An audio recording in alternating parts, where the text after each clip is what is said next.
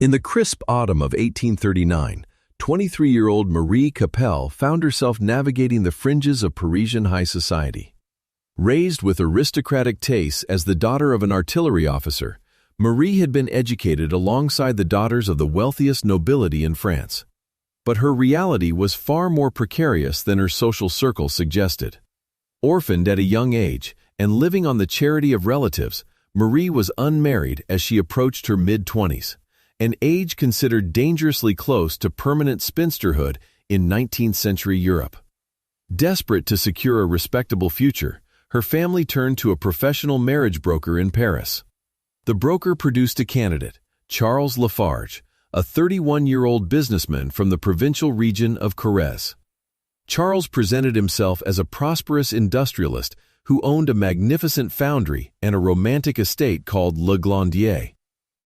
Within 4 days of meeting, their engagement was announced, and on August 10, 1839, the pair were married in Paris.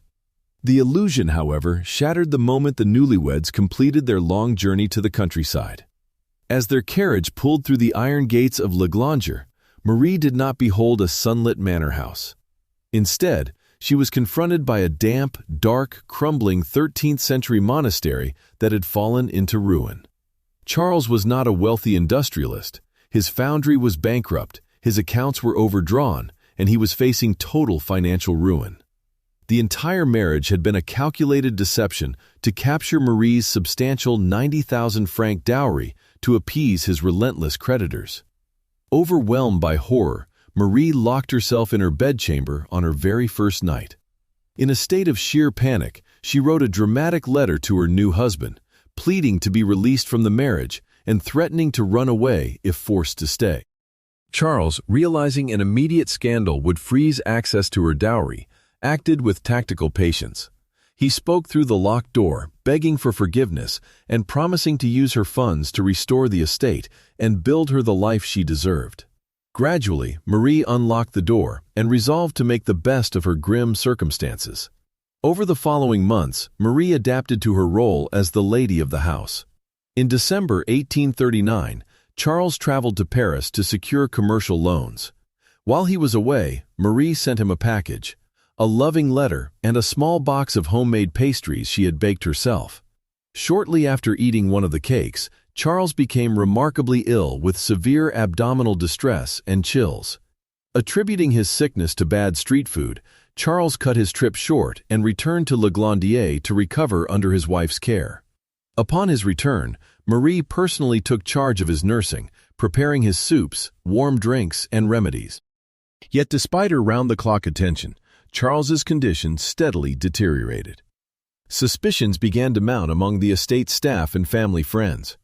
Marie's friend, Anna Brune, noticed Marie standing by the window, quietly stirring a fine white powder into Charles's drinks. When asked what the powder was, Marie calmly explained it was merely a routine digestive powder to soothe his stomach.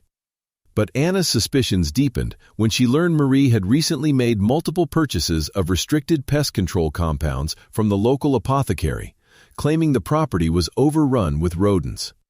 Anna secretly gathered evidence. She intercepted a bowl of soup Marie had prepared, noticing a thin white film floating on the surface, and saved leftovers of the white powder found in Marie's room. On January 14, 1840, Charles Lafarge passed away.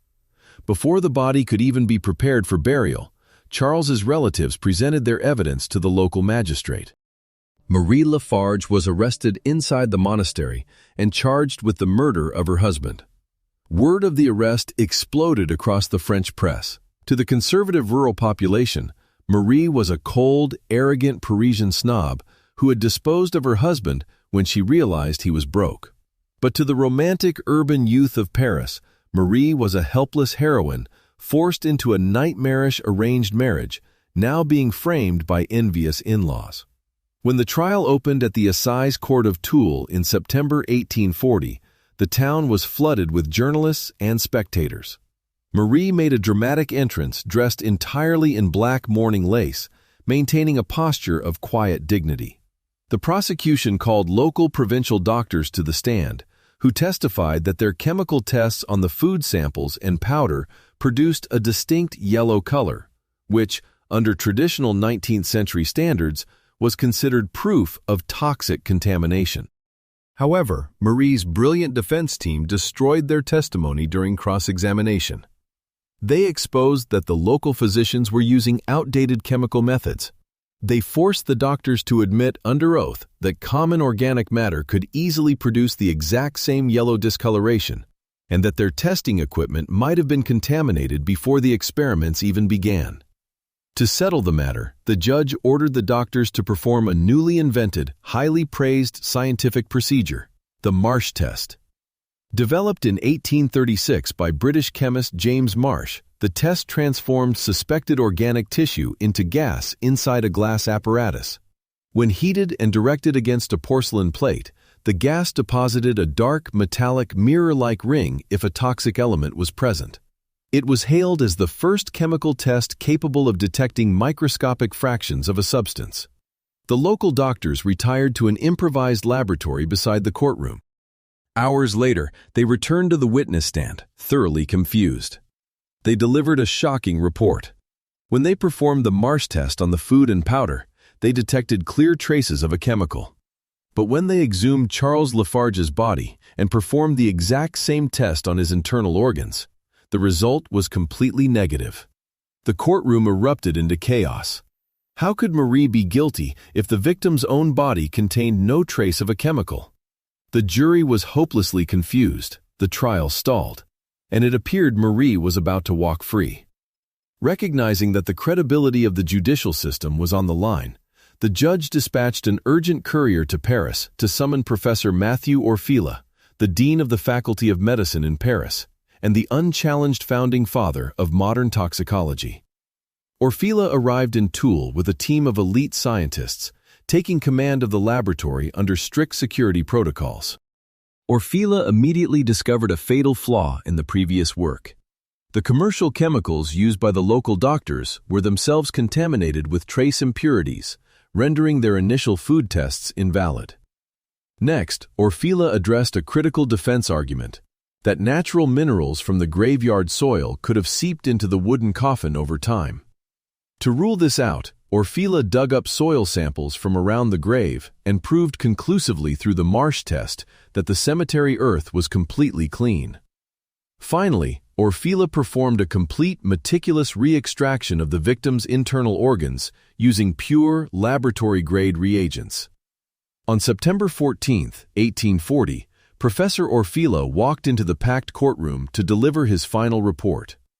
Holding up a series of glass tubes and porcelain plates, he spoke with absolute authority. Shimmering under the courtroom lights were distinct, dark, metallic mirrors. Orfila testified under oath that he had extracted undeniable, quantifiable amounts of a lethal chemical from the victim's liver, heart, and stomach. He declared that the compound did not come from the soil or the testing reagents. It was the direct result of a substance ingested while the victim was alive. The scientific proof was so overwhelming that the defense collapsed. On September 19, 1840, Marie Lafarge was found guilty and sentenced. The trial of Marie Lafarge changed the world forever. It was the very first time in human history that modern chemical forensics was introduced into a court of law to resolve a murder case. Orfila's dramatic demonstration proved to the legal world that empirical laboratory science could see what the human eye could not, establishing forensic toxicology as an indispensable discipline and marking the official birth of modern scientific crime scene investigation.